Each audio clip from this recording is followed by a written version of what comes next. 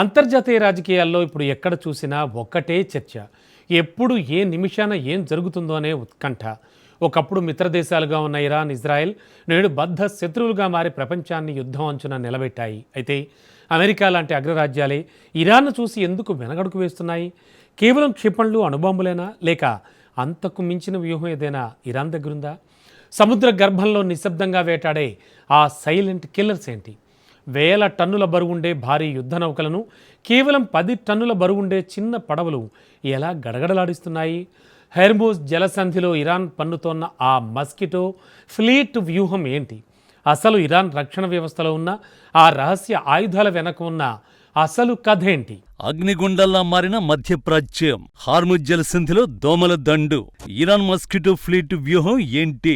ప్రస్తుత ప్రపంచ రాజకీయాల్లో మధ్యప్రాచ్యం ఒక అగ్నిగుండంలా మారింది. ముఖ్యంగా ఇరాన్, ఇజ్రాయెల్ దేశాల మధ్య దశాబ్దాలుగా కొనసాగుతున్న వైరం ఇప్పుడు ప్రత్యక్ష యుద్ధానికి దారితీసే ప్రమాదకర స్థితికి చేరుకుంది. ఒకప్పుడు మిత్రదేశాలుగా ఉన్న ఇవి నేడు బద్ధ శత్రువులుగా మారడం వెనుక బలమైన రాజకీయ, మతపరమైన, వ్యూహాత్మక కారణాలు ఉన్నాయి. 1979కి ముందు ఇరాన్, ఇజ్రాయెల్ మధ్య సన్నిహిత సంబంధాలు ఉండేవి. అప్పట్లో ఇరాన్ పాలించిన షా ప్రభుత్వం ఇజ్రాయెల్ను గుర్తించడమే కాకుండా రక్షణ, ఆర్థిక రంగాల్లో సహకరించుకుంది. అయితే 1979 ఇస్లామిక్ విప్లవం తర్వాత పరిస్థితి పూర్తిగా మారిపోయింది. కొత్తగా వచ్చిన ఇస్లామిక్ ప్రభుత్వం ఇజ్రాయెల్ను ఒక దేశంగా గుర్తించడానికి నిరాకరించి దానిని ముస్లిం భూభాగంపై ఆక్రమణదారుగా ప్రకటించింది. అప్పటి నుండి ఈ రెండు దేశాల మధ్య దౌత్య సంబంధాలు తెగిపోయి శత్రుత్వం మొదలైంది.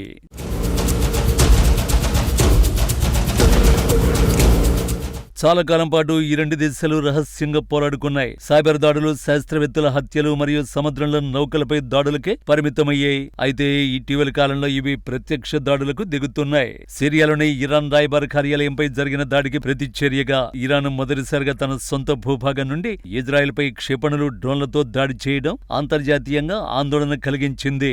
ఇప్పుడు అదే ప్రపంచ దేశాలపై పడుతోంది. ప్రపంచ ఆర్థిక వ్యవస్థకు వెన్నెముక వంటిది చమురు సరఫరా. ఈ సరఫరాలో అత్యంత కీలకమైన ప్రాంతం హార్ముజ్ జలసంధి. ప్రస్తుతం ఈ ప్రాంతం అంతర్జాతీయ రాజకీయాల్లో ఒక అగ్నిగుండంలా మారింది. ఇరాన్ తన సైనిక శక్తిని, ముఖ్యంగా తన ప్రత్యేక దళాలను ఈ జలసంధి వద్ద మోహరించి ప్రపంచ దేశాలకు సవాలు విసురుతోంది. అమెరికా వంటి అగ్రరాజ్యం తన భారీ యుద్ధ విమాన వాహక నౌకలను గల్ఫ్ ప్రాంతానికి పంపినప్పటికీ హార్ముజ్ వైపు అడుగు వేయడానికి వెనుకడ్డం వెనుక ఇరాన్ పన్నుతున్న అసాధారణ యుద్ధ వ్యూహాలు ఉన్నాయి. Iran Islamic Revolutionary Guard Corps ఇప్పటికే తమ సంసిద్ధతను చాటుతూ అమెరికా నౌకలు ఎప్పుడొచ్చినా ఎదుర్కోవడానికి తమ సిద్ధమని ప్రకటించడం సంచలనం రేపుతోంది. సాధారణంగా యుద్ధం అంటే భారీ నౌకలు, భారీ క్షిపణులు గుర్తుకొస్తాయి. కానీ ఇరాన్ ఇక్కడ ఓ భిన్నమైన వ్యూహాన్ని అనుసరిస్తోంది. దీనినే సైనిక పరిభాషలో మస్కిటో ఫ్లీట్ అని పిలుస్తారు. అంటే దోమల దండులాగా చిన్న చిన్న పడవలతో శత్రువుపై దాడి చేయడం. ఇరాన్ వద్ద దాదాపు 10 టన్నుల బరువు ఉండే ఇలాంటి వేగవంతమైన బోట్లు సుమారు 1500 వరకు ఉన్నాయి. వీటిని తక్కువ అంచనా వేయడం అమెరికా వంటి దేశాలకు పెద్ద తప్పిదమే అవుతుంది. రెండో ప్రపంచ యుద్ధ కాలంలో వాడిన పిటి బోట్ల వ్యూహాన్ని నేటి ఆధునిక సాంకేతికతతో ఇరాన్ మేళవించింది. ఈ చిన్న పడవల వల్ల కలిగే ప్రధాన ప్రయోజనం ఏమిటి అంటే ఇవి రాడార్లకు అంత సులభంగా దొరకవు. వీటిపై నాసర్ మరియు కౌసర్ వంటి స్వల్ప శ్రేణి సూపర్సోనిక్ గైడెడ్ క్షిపణులను అమర్చారు. తీర ప్రాంతాల నుంచి ప్రయోగించే ఘదేర్, జాఫర్, అబూ మహమ్మదీ వంటి క్షిపణులు వీటికి అదనపు బలాన్ని ఇస్తున్నాయి. ఈ పడవలు గంటకు 50 నుండి 110 నాట్ల వేగంతో ప్రయాణించగలవు. సముద్రంపై ఇవి అత్యంత చురుగ్గా కదలడం వల్ల భారీ యుద్ధ నౌకల్లో ఉండే అధునాతన టార్గెటింగ్ వ్యవస్థలు కూడా వీటిని గురిపెట్టడంలో విఫలమవుతాయి. ఒకేసారి వందలాది బోట్లు చుట్టుముడితే ఎంతటి భారీ నౌకైనా తలవంచక తప్పని పరిస్థితి ఏర్పడుతుంది. భౌగోళిక అనుకూలత మరియు డ్రోన్ల బోట్ల ముప్పు. హార్ముజ్ జలసంధి భౌగోళికంగా చాలా ఇరుకైనది. ఇంత ఇరుకైన ప్రాంతాల్లో భారీ యుద్ధ నౌకలు వేగంగా మలుపులు తిరగడం లేదా తప్పించుకోవడం చాలా కష్టం. ఇది ఇరాన్ చిన్న బోట్లకు ఒక వరంగా మారింది. టెహ్రాన్ అభివృద్ధి చేసిన డ్రోన్ బోట్లు ఇప్పుడు చమురు ట్యాంకర్లకు సింహ స్వప్నంగా మారే. ఇవి మానవరహితంగా పనిచేస్తాయి కాబట్టి ప్రాణనష్ట భయం లేకుండా శత్రువును దెబ్బతీయొచ్చు. ఇటీవల ఇరాన్ విడుదల చేసిన భూగర్భ స్థావరాల వీడియోలను గమనిస్తే అక్కడ వేల సంఖ్యలో ఇలాంటి డ్రోన్ బోట్లను నిల్వ ఉంచినట్లు స్పష్టం అవుతుంది. గతంలో ఉక్రెయిన్ రష్యాపై ఇలాంటి వ్యూహాలని అమలు చేసి విజయం సాధించింది. ఇప్పుడు ఇరాన్ మద్దతు ఉన్న హూతీ తిరుగుబాటుదారులు కూడా ఇలాంటి ఫైబర్తో చేసిన చిన్న పడవలను వాడుతూ సముద్ర మార్గాల్లో అలజడి సృష్టిస్తున్నారు. కువైట్, ఇరాక్ సమీపంలోని అనేక చమురు ట్యాంకర్లపై జరిగిన దాడుల వెనుక ఈ డ్రోన్ బోట్ల హస్తం ఉన్నట్లు అంతర్జాతీయ నిపుణులు అనుమానిస్తున్నారు.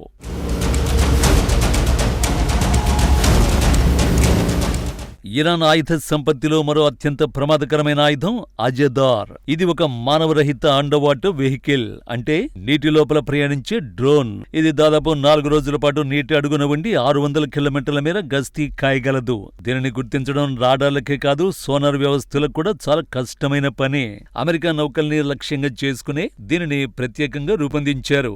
గగనతలం నుండి కూడా ఇది కంటికి కనపడదు కాబట్టి దీనిని సైలెంట్ కిల్లర్ అని పిలుస్తారు. ఇది నిశ్శబ్దంగా వెళ్లి నౌకల అడుగు భాగాన్ని పేల్చేయగలదు.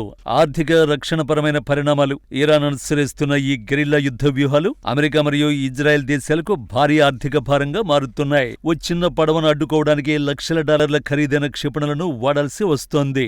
ఇది శత్రు దేశాల రక్షణ వ్యవస్థల్ని శారీరకంగానే కాకుండా ఆర్థికంగా కూడా అలసిపోయేలా చేస్తోంది. హార్ముజ్ జలసంధిపై పట్టు సాధించడం అనేది కేవలం ఆయుధాల బలంతో సాధ్యం కాదని, ఇరాన్ వేస్తున్న ఎత్తుగడలను ఎదుర్కోవడం అగ్రరాజ్యాలకు ఒక సవాలని స్పష్టమవుతోంది.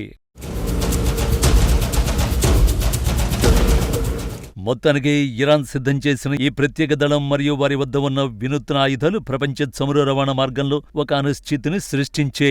మరి ఈ ఉద్రిక్తతలు ఎటు దారి తీస్తాయన్నది ఇప్పుడు అంతర్జాతీయ సమాజంలో ఆసక్తికరంగా మారింది.